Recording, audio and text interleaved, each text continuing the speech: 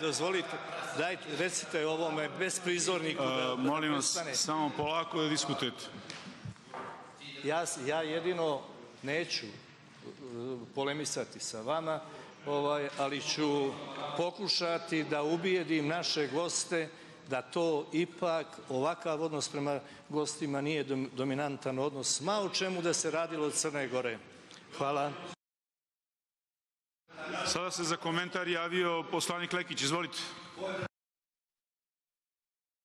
Prvi put kad vi nošću da mu slovi. Nošću da onda ni zabrani. Onda ni zabrani. Ti ćeš, a čega ćeš ti bijeti gleda ljudska? Ti ćeš da mi... Izvolite, poslaniče Lekiću. Ja sam se javio... Ti ćeš još. A bije do jedna tebe gret... Ja sam se... Poslaniče Knežević, samo polako. Izvolite. Možda da samo vratim ovaj...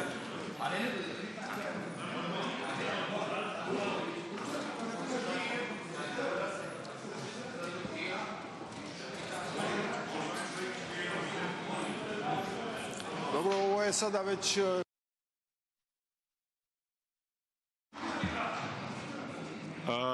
Poslaniče Lekiću, izvolite. Povodom diskusije poslanika Vukovića, to mi je osnov za komentar. Poslanik Vuković je saopštio jednu metaforu. Rekao je da je...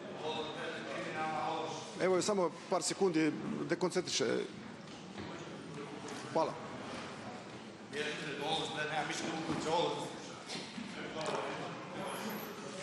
Dobro se čujemo, ja?